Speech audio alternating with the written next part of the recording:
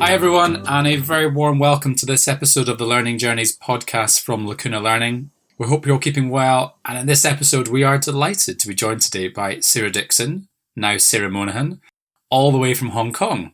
Although she is originally and very proud to come from Burnley, so she would get that in later on anyway. Sarah's had an amazing career. I'll start with her rugby stuff. She represented GB Women at the Rugby League World Cup in 2003. She was also a 100-metre sprinter and once very proudly represented Lancashire. She maybe put that in the podcast. She then switched codes and countries and became a Scottish international 15s and 7s player until her knees gave up. She's also a very proud former Stirling County player.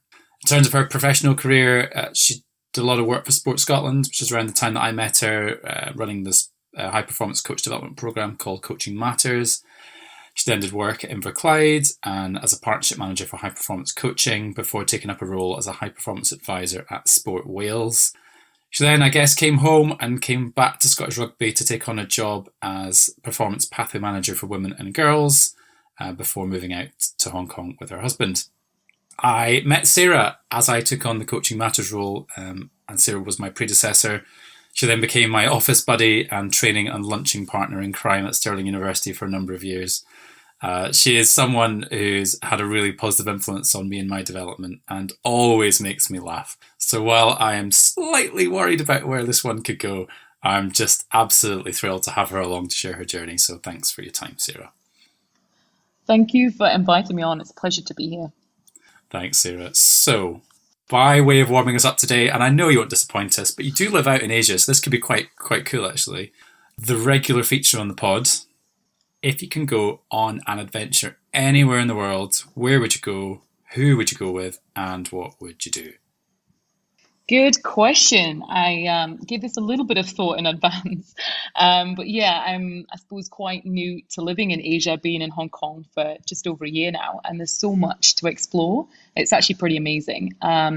I would definitely pick to go back to Japan. I was there for 1 day and a half during the Rugby World Cup last year, but really want to go back to the Olympics next year. So I'd go there and then explore some of what Japan has to offer, but also make sure I'm seeing a lot of the athletics and the rugby in the Olympics and the Paralympics. And I would definitely take all my friends from back in Scotland and the UK because I really miss them. Not seen a lot of them since moving to Hong Kong. And I'd definitely take you as well, Dougie Boy, because I think we'd have a lot of fun. And I'd take my husband Ian as well. Let's not forget about him. Oh, very good. I'm honoured to be on that list. So I've done quite a few podcasts now, and you're the first person that said they would have taken me with them. Probably not a great endorsement, really. Top of the list. Top of the list. And I love that it came in before your husband as well. That's great. I'm sure he'll be really happy about that. Right. So somewhere along the line, you ended up in Hong Kong doing your job you do now. But some stuff happened first, right? So let's go right back to the beginning. I've said you're from Burnley and very proudly from Burnley. How did your journey into sport start and where did it go for you? Yeah, I think I've always been quite sporty. Definitely been the thing that I felt sort of most confident doing. Never really entered a lot of different sports, but just like to run around and expend a lot of energy and play in team sports. So I suppose it was always quite natural when there was a little guy that came along to school to try and start this after school rugby club. It's like, what is this rugby all about? Sounds a bit weird. It's quite new in those times for women to be playing rugby. And he did his best to try and get people sort of involved in that. And I suppose that was it for me, really, just kind of going along to those sessions and trying that sport out. And I think through that, just, I suppose, built a lot of confidence to try other sports over my time and ultimately decide I really wanted to kind of work in sport as a profession, go on to study at university and so on. So I suppose it was really about positive first experiences back at school and opportunities to really progress outside of school as well through local clubs and so on. And I don't know, I just think I wasn't very great at a lot of subjects at school, but for me, like, sport was just the one where the people that I met, I just felt were sort of more like-minded to myself. always up for a laugh, wanted to learn and challenge themselves and try new things. And for me, that just sort of really resonated. So it's always been sport for me. I've always felt I'd work in the sporting industry, never really knew what I'd be doing, and always been quite open just to see where things take me. And a lot of the time, just sort of say, yes, I'm up for that. I'll give it a try. And so far, so good, actually. It's worked out pretty well. Obviously, made a couple of mistakes here and there, but all ones that you can learn from and build on. And yeah, I'm still in it and hopefully be in it for the rest of my career. Definitely something related to sport. I love that even after all these years, your unbridled enthusiasm and passion for it is still bubbling away. You said something really interesting there, this idea of positive first experiences. A colleague and friend of ours, Matt Lock, always talks about if you teach someone to ski on a beautiful, clear, sunny day, they'll love it for life. And it's the same in everything you do, and the same in mentoring, and the same in coaching. If that positive first experience is great, then they're going to love it for life. So there was obviously something about that first experience that I guess sparked a passion or a fire or something in you. Where did that lead you in terms of your rugby career? I suppose it was just initially it was being part of this little new team. It was called Pendle Panthers. I always give it a shout out because for me it's really important. That was really the team that got me, really stuck into rugby and taught me a lot and made some really good friendships. So it was really that. It was that sense of being part of a team. We always struggled for players. So we were always playing with a couple of players, short. So you always had to work a little bit extra hard. So for me, that was pretty exciting. Just playing with a range of different individuals, all different shapes and sizes, personalities, attitudes, and actually just a lot of these key things. I think it taught you to be able to work in a team environment, to stand up for yourself if you ever got into a tricky situation on the pitch, and then having teammates also, having your back and looking out for you as well. So I think really for me, it taught me that personally, I really enjoy being in a team environment and working closely with others that offer something different to myself in terms of different skills and personalities, and knowing you can always learn a lot from them and just have a lot of fun along the way as you're learning, from things that go well and things that don't go as well. So I think for me, it was just that, that sense of definitely belonging in some sort of team environment, whatever that was. And I think probably that led me on to seeking those types of, I suppose, professional working opportunities. So it's kind of really funny listening to you now that you would be forgiven for thinking you just messed about and chucked the ball around a bit and messed around with your mates and, all those really wonderful positive experiences. But you were, of course, not bad at rugby, right? So how did little Sarah messing about with Pendle Panthers find herself on the GB Women's Senior Rugby League World Cup team? How did that story play out? I really don't know. I mean, I suppose I was always quite fast and wanted to do things quite quickly, which actually, at school and in my early years wasn't always a positive. Always got sort of picked on by teachers for trying to rush things and not necessarily do them very well. But actually in rugby, it paid off in a sense. I suppose I worked out what I was okay at and what I offered to the team. I was also well aware of certain things I wasn't as good at, like the more skillful side. But actually, I realized, I had a bit of gas and enjoyed running around people at times, and I enjoyed the contact. So I think it was just sort of seizing different opportunities, like always a little bit of a show off too. So if we ever played any games where there was a bit more of a crowd, I'd put on a bit more of a show with my friends. And really, we were just forming this new team and just having a lot of fun, if I'm being honest. And around that time, I think they were growing rugby in that area in Lancashire and in England and GB. So the various coaches and scouts were quite active, looking at all these different clubs and just seeing if there's any sort of young players out there that could develop into good rugby players. So I would say I was that. I had a lot to learn. I was very raw. But I think there's an element of also being in the right place at the right time, around the right people. So I think it was just that really. Had a couple of games and there were a few scouts there that were just sort of looking out and had a couple of conversations with me and invited me along to training. I remember feeling incredibly nervous and very out of my depth and very intimidated by people around me that were excellent at rugby, really understood the game, strong, powerful, confident women, really impressive individuals, and being quite young. I was 16 at the time, quite small and skinny actually.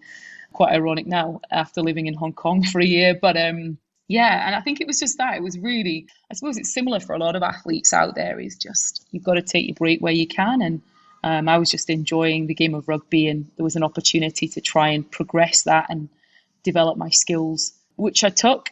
But looking back now, yeah, very nerve-wracking time for me. I would dread the week leading into camps because I was very much out of my comfort zone. But I think that definitely helped me develop more confidence off the pitch as well in other sort of situations. So yeah, I suppose it's just a willingness to make the best of what you can and take those opportunities and really just have fun. And for me, that's been I suppose the common message throughout my rugby career is just I've always really, apart from that first bit, I've talked about being quite nervous, but actually when I was at training and with the girls, like actually had a really good time training hard and learning from others, learning from coaches, players, peers, and just also off the pitch having a good laugh and developing some good friendships. And that's I suppose how it took off for me, really, just being up for it and and willing to learn and grow. Yeah. Well, obviously that mindset and that attitude stood you in pretty good stead, because only really a few years later you found yourself playing a different code, so playing rugby union north of the border, and then going on to represent Scotland at 15s and 7s. What was that like, that journey from league to union, but also competing for different countries? I think it was really exciting when I moved to Scotland. There was what felt like a really good setup. It felt quite professionalised. Back in the day with the GB setup, sort of a lot of homemade fundraising efforts to try and get your tracksuit, get off to the World Cup. We had to raise our own money to help pay for our flights. So going from that to what felt like a much more professional setup in Scotland. And at the time, Scotland women were doing really well. Good coaching setup and some really great players. And I remember at Stirling Uni, our favourite university, when I was sort of playing there, just watching some of the internationals and watching some of the girls in awe and realising how far I would have to sort of progress to even have a chance of getting involved in that. So I think that was quite exciting for me, seeing, I suppose, what was possible from female rugby players at the time. And Scotland were travelling a lot, playing in various World Cups at the time, and had a very kind of quite a deep squad with lots of good players. So I suppose it spurred me on a little bit too, or quite a lot actually, to develop my skill set, which needed a lot of development. Work on the strengths that I had, so work on my speed and things like that, and just learn a bit more about playing rugby union, which is quite different to rugby league. Rugby league was quite aggressive, and yeah, just I suppose rugby union is as well, but I think you've got to have a really good understanding of the laws and the way the game is played. And I suppose I spent a little bit of time sort of studying that, watching a bit more, and just sort of thinking of what are the good elements that I can bring from rugby league into rugby union.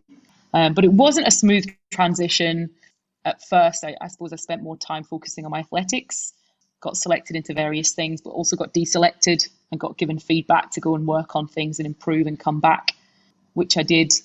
And it was, I suppose, really through different sevens tournaments, I got a bit of a break, got a chance to sort of, I suppose, learn from playing alongside some of the best in Scotland and playing against some of the best in the world. And that really sparked off a motivation to book my ideas up and train really hard and try and give myself a chance of earning selection at some stage. So it wasn't smooth.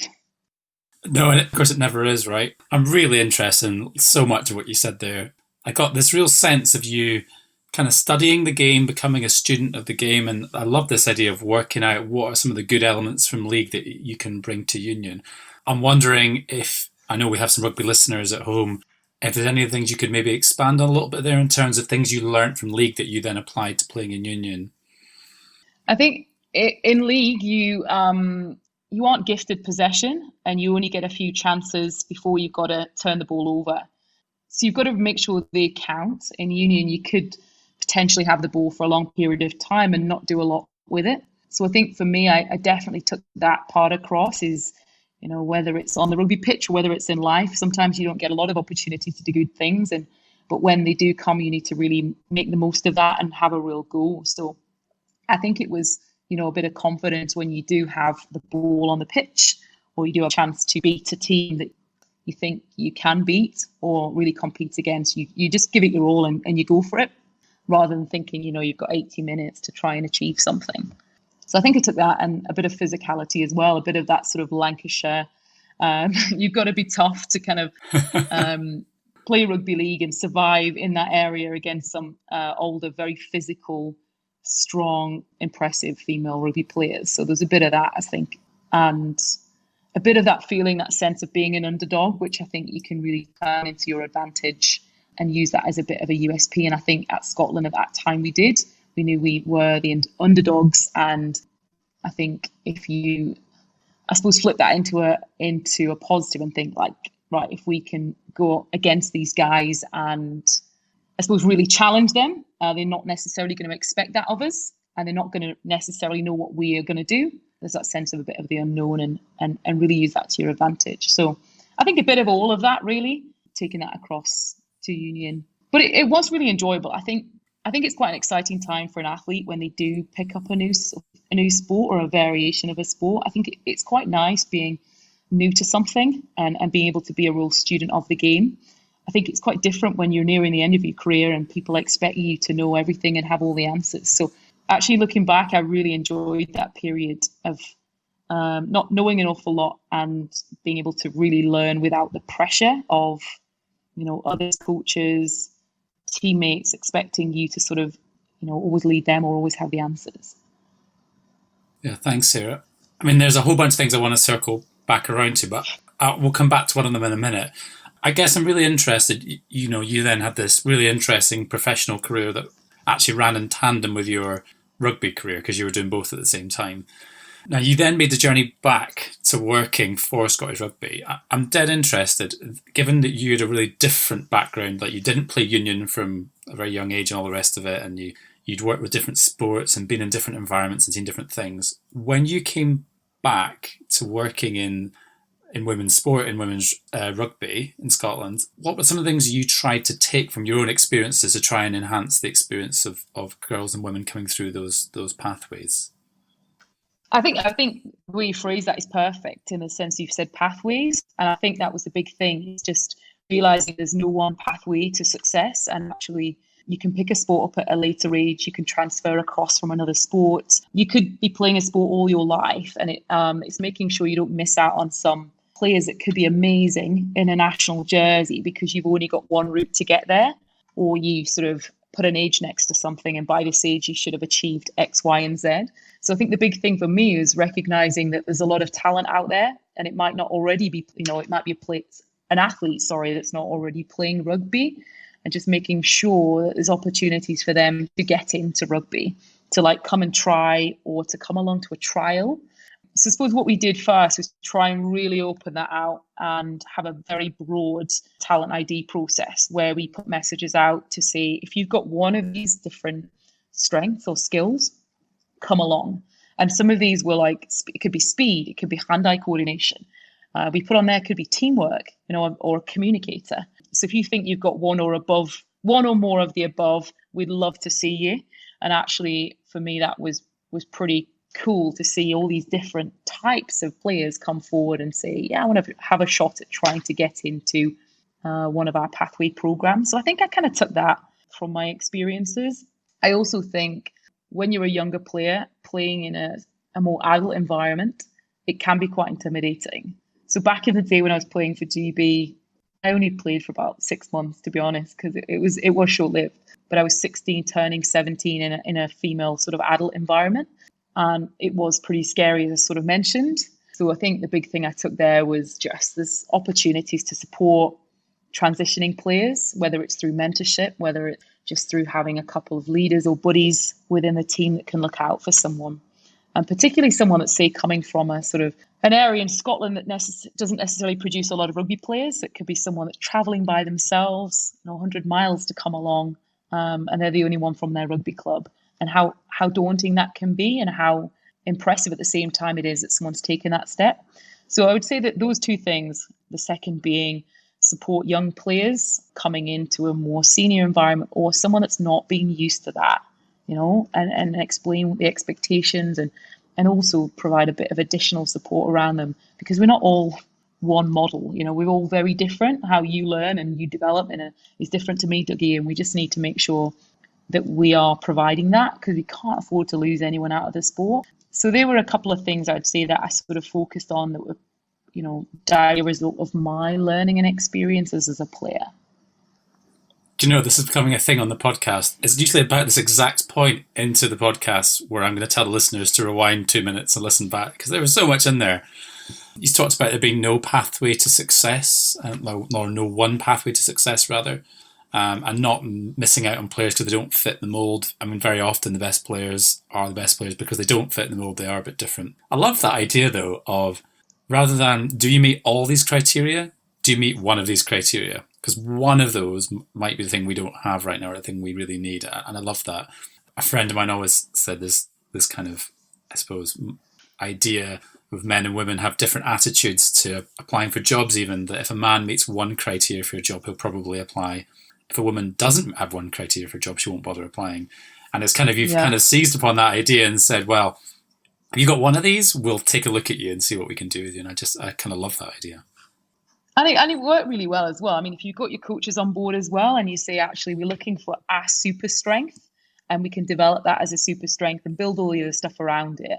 I think it's just a much more positive way to look at things, rather than saying, oh, you've come along to something, you don't tick all these boxes, this is why you're not getting selected. So I think you're right. I think it's really important, particularly in women's sport and in women's professions, as you say. There is some evidence to say that sometimes we might remove ourselves from these opportunities because we don't feel we tick every box. So we do as much as we can to try and flip that around and remove some of those barriers, and just give people the confidence to have a go.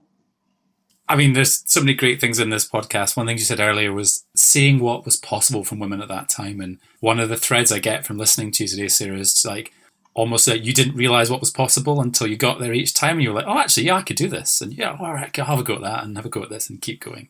I'm interested, and this is a hard question. If you could go back don't ask me then. If you could go back, I only want easy ones, and do it all over again, is there anything you might have done differently that people might learn from? The answer always has to be yes. I mean, there's lots. There's so much. I think it's just sometimes when you do get opportunities afforded to you, it can feel like things are happening quite quickly to you, and you can feel a bit out of control. And then once you do retire, you sort of miss all of that, and it feels quite quiet, and you might lose a little bit of your own identity. I think for me, it was just, if I was to go back and do it all again, take a bit more time to kind of really seize the moment and seize the opportunities, whether that's if you're playing for a team or a sport and you get to travel and you get to, experience different cultures, or whether it's you're a key part of a team and you've got this bunch of friends, you've almost a family around you. Really, seize that. I think it's that. I think we are on this planet for quite a short time. And I think when you are in sport, you're pretty lucky that you do get some really cool opportunities. And some of them are quite scary at the time because they might push you a little bit out of your comfort zone, or you might feel you're young or too inexperienced to do it. But I think for me, it's always say yes first, and then make sure you've got a bit of time to really make sense of it and appreciate it and learn from it. And I think there was a period where things moved quite fast for me, and it just sort of went through the motions, but actually reflecting back, quite a short career.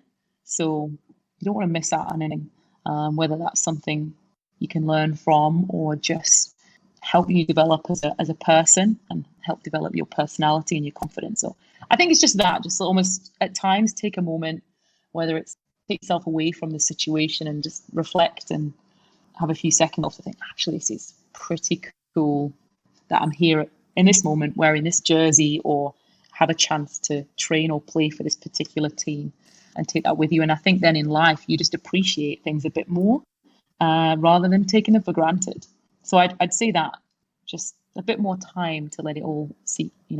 And yeah, I suppose that's it, Debbie. Yeah. There's lots of others as well, but this is only a short podcast, really. Yeah, and you very helpfully signposted the end of the podcast, so that's great. Thank you very much. You have a gift for summarising, Sarah. You always have, so thank you for summarising so beautifully there.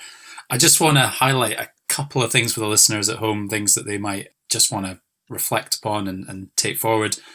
This idea of positive first experiences, I think that's just such a simple thing, but for me, it's just always comes back around. So what's the quality of the experience we're providing? And you clearly had this amazing, very humble beginning of this just messing around with rugby and playing the game a bit and learning about the game and running around. But it made a huge difference.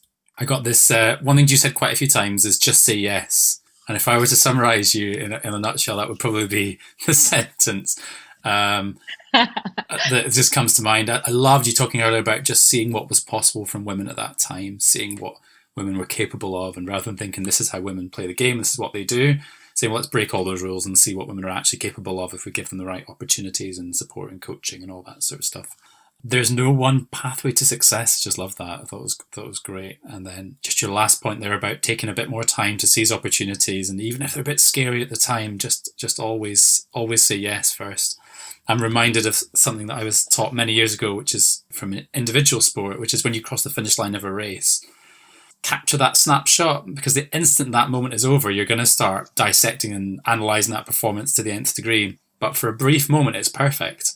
And you need to just capture that moment, those brilliant, beautiful moments in sport that we have that are just worth kind of holding on to. Sarah, we'll have to get you back, I think, because that was way too much fun, and we could have gone anywhere really with that. I'd love to come back anytime. People will definitely want to know more about you. Where can they keep up with what you're up to? And could you maybe tell us a little bit about what you're currently doing in Hong Kong? Yeah, I am currently working at a fantastic rugby club called Hong Kong Scottish.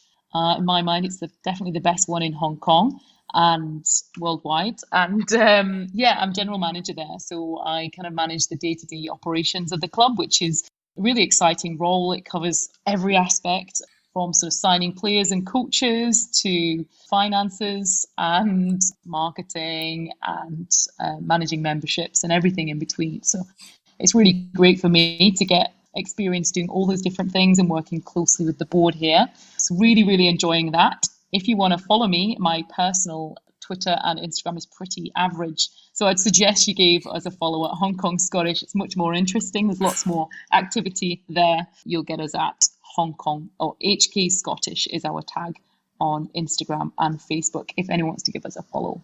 Great, thanks, Sarah. Yeah, I mean, she doesn't post a lot on her personal Twitter, so I probably wouldn't bother, but I will put a link to Hong Kong Scottish. Really boring. Hong Kong Scottish in the description for the podcast. There's loads in there. I encourage you all to just pick out some of those gems that she shared today. Sarah, thanks so much for your time. We're really, really grateful. Everyone, keep an eye out for future podcasts and hit subscribe to make sure you don't miss out. And obviously, everyone, for just now, please, everyone, stay safe.